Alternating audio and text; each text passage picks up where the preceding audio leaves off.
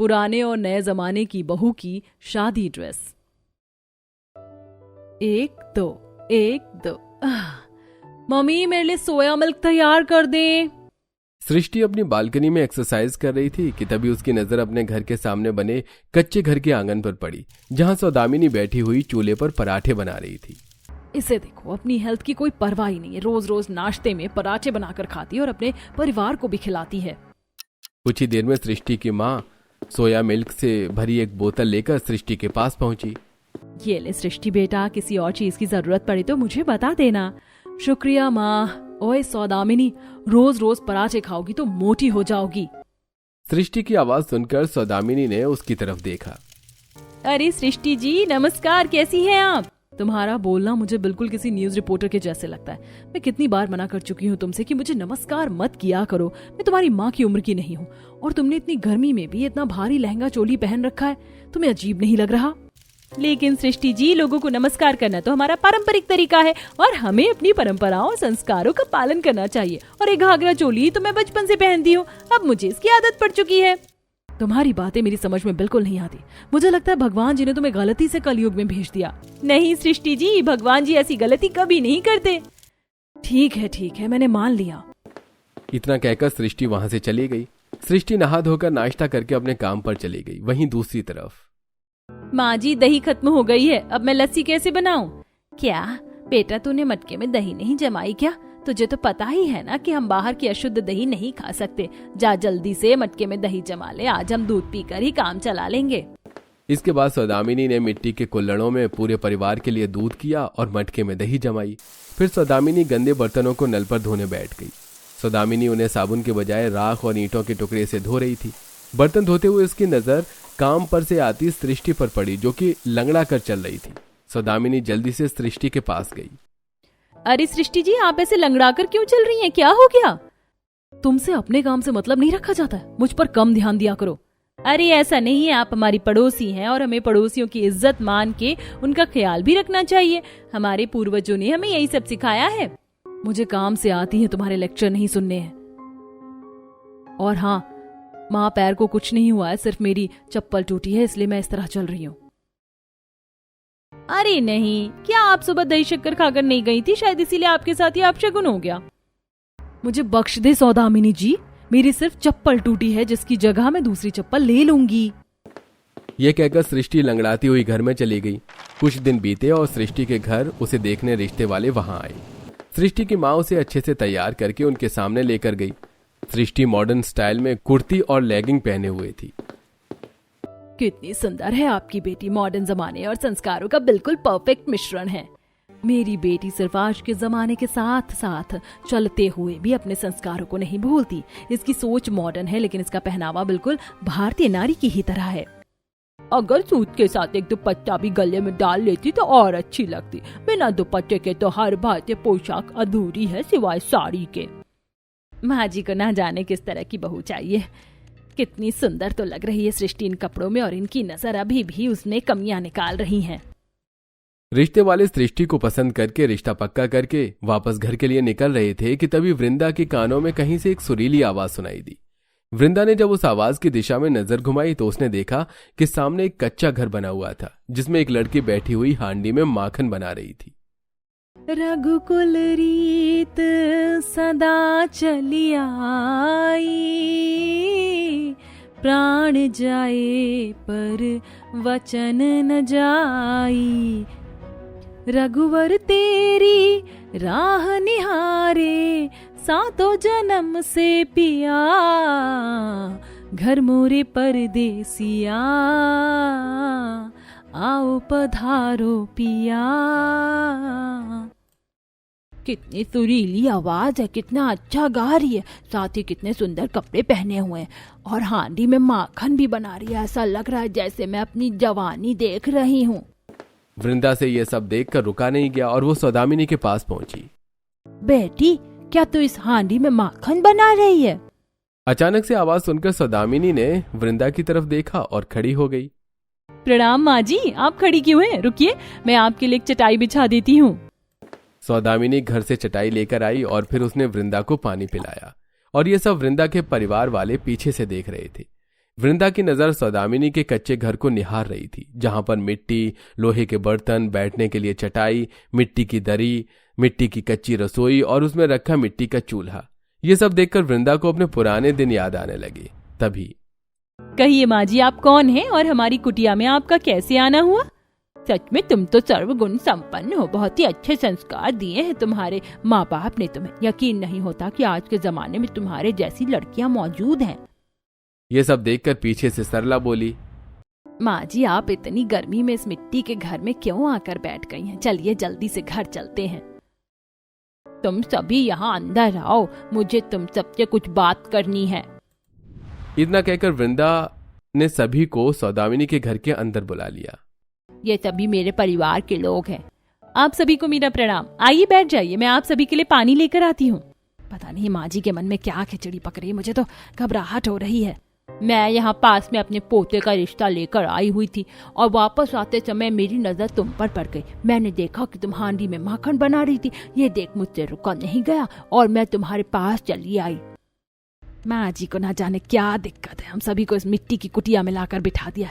कितनी गर्मी लग रही है यहाँ पर, मेरी तो हालत ही खराब हो रही है। आप सभी को गर्मी लग रही होगी, मैं अभी आपके लिए ठंडी लस्सी बना कर लाती हूँ। थोड़ी देर बाद सौदामिनी सभी के लिए कुल्हड़ों में भरकर लस्सी लेकर आई, जो कि वाकई बहुत स्वादिष्ट थी। अरे वाह, मजा आ गया। आजकल तो सब लोग सिर्फ काले पीले शरबत पीने को मिलते हैं, लेकिन इस लस्सी ने तो मेरे दिल को खुश कर दिया। सच में इस लस्सी ने तो मुझे पुराने दिन याद दिला दिए। बाकी सबको भी लस्सी काफी पसंद आई। तभी बाहर से मटके में पानी भरकर सौदामिनी की माँ वहां पहुंची। वो अपने घर में इतने सारे लोगों को बैठा देखकर हैरान हो गई। नमस्कार, आप जरूर इस लड़की की माँ होंगी। जी नमस्कार नमस्कार, हाँ मैं सौदामिनी की माँ हूँ। सौदामिनी कितना अच्छा नाम है, तारीफ तो करनी ही पड़ेगी। आपने अपनी बेटी को बहुत अच्छे संस्कार दिए हैं और इन्होंने लस्सी भी बहुत ज्यादा टेस्टी बनाई है। शुक्रिया जी शुक्रिया। मेरी बेटी ने अपने हाथों से दही जमाई और दूध भी एकदम शुद्ध है, क्योंकि इसने अपने हाथों से हमारी गाय का दूध काढ़ा है। ऐसे में लस्सी तो अच्छी बनेगी ही ना। फिर सौदामिनी ने अपनी माँ को सारी बात बताई। थोड़ी देर में वृंदा बोली, मैं यहाँ अपने बड़े पोते का रिश्ता लेकर आई थी, लेकिन सौदामिनी ने मुझे अपनी तरफ खींच लिया। मुझे इसमें अपनी ही छवि दिखाई देती है। अगर आपको बुरा न लगे तो क्या मैं अपने पोते के लिए आपकी बेटी का हाथ मांग सकती हूँ? इस पर सभी चौंक गए। इस बात का किसी को कोई अंदाजा भी नहीं था। कहाँ वो अभी अपने बड़े बेटे का रिश्ता पक्का करके आए थे और यहाँ वृंदा ने छोटे बेटे के रिश्ते की बात छेड़ दी। ये क्या माँ जी, इस गंवार लड़की को हमारे घर की बहू बनाने की सोच रही हैं, वो भी मेरे छोटे बेटे के लिए? अगर आप सभी राजी हैं तो मुझे कोई दिक्कत नहीं है। ये रिश्ता तो भगवान की तरफ से आया है। हम गरीबों ने कहाँ कभी सोचा कि हमारी कुटिया में इतने बड़े दर्जे के अमीर लोग हमारी बेटी का हाथ मांगने आएंगे। भला इससे अच्छी बात और क्या हो सकती है। मुझे खुशी है कि आपको कोई एतराज नहीं है। बस मैं एक बार अपने पोते तुषार और सौदामिनी की सहमति चाहती हूँ। लेकिन माँ जी, एकदम चुप। इस मामले में तुम्हारी कोई सलाह नहीं चाहिए। अगर माँ को ये रिश्ता मंजूर है तो मुझे भी मंजूर है। मैं अपनी माँ के खिलाफ नहीं जाऊंगी। मुझे पता है मेरी माँ हमेशा मेरे लिए अच्छा ही करेंगी। मुझे भी कोई दिक्कत नहीं, अगर मुझे रोज इतनी टेस्टी लस्सी पीने को मिले तो। कितना नादान है मेरा बेटा, इसे पता नहीं कि इस गंवार लड़की से शादी करके इसकी पूरी जिंदगी बर्बाद हो जाएगी। सभी को सौदामिनी पसंद आई और वृंदा सौदामिनी का रिश्ता पक्का करके चली गई। लेकिन वहीं बेबस होकर चुप बैठी सरला को यह बात बिल्कुल भी हजम नहीं हो रही थी। कुछ ही दिन बीते और अब दोनों बेटों की शादी का सिलसिला उठ गया। वृंदा को सौदामिनी को अपनी बहू बनाकर लाने की काफी जल्दी थी। वहीं सृष्टि को पता भी नहीं था कि उसकी पड़ोसन उसकी देवरानी बनने जा रही है। फिर शादी वाले दिन, अरे जरा देखो तो सही, कितना सुंदर लहंगा पहना सरला की छोटी बहू ने।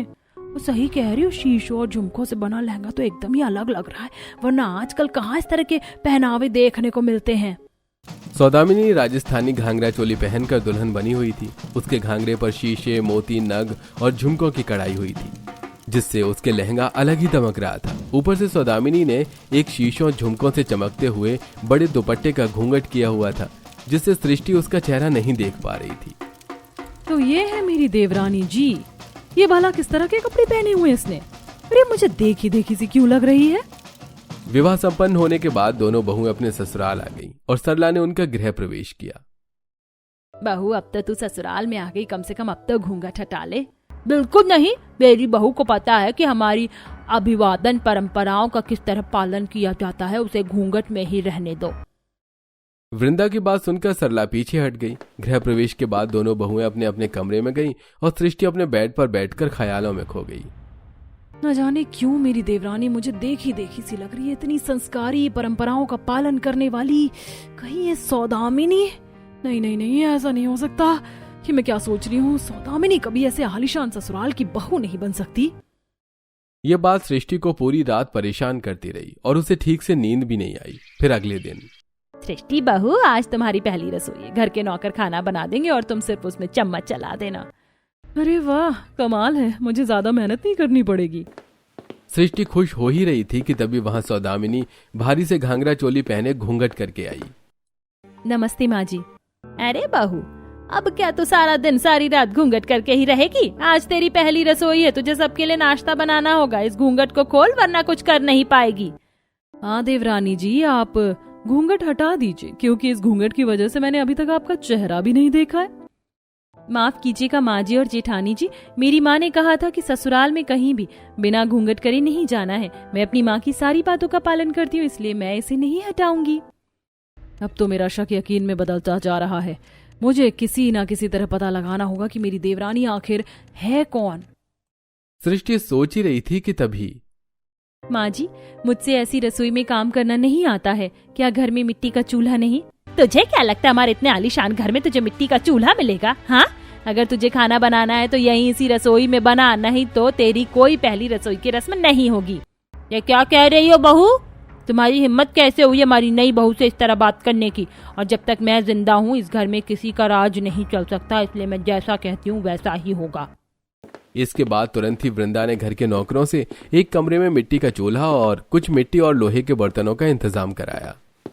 सुनो बहू, तुम यहाँ आराम से खाना बना सकती हो और अगर किसी चीज की जरूरत पड़े तो घर के किसी भी नौकर को बोल देना। ठीक है माँ जी।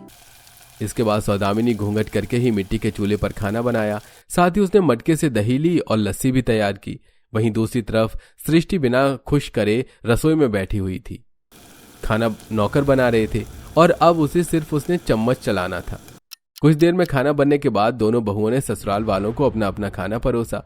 सौदामिनी अभी भी घूंघट ही करे हुए खड़ी थी। वाह, ये गोभी के पराठे किसने बनाए हैं भाई? और साथ में घी और चटनी। ओहो हो, कितने दिन बाद ऐसा स्वाद चखने को मिला है। अरे, ये जरूर सौदामिनी ने ही बनाया होगा, है ना सौदामिनी? जी, ये मैंने ही बनाया है। मैं अपने घर से अपनी पहली रसोई के लिए अपने हाथों से बना घी और अपने खेत की कुछ ताजी सब्जियां लेकर आई थी और आज सुबह ही मेरे मटके में ताजा दही बनकर तैयार हुई है, इसलिए मैंने उससे आप सभी के लिए लस्सी भी बनाई है। अरे वाह, लस्सी! तुषार तो भी बड़ा ही नादान है, भला लस्सी पर भी कोई इतना खुश होता है?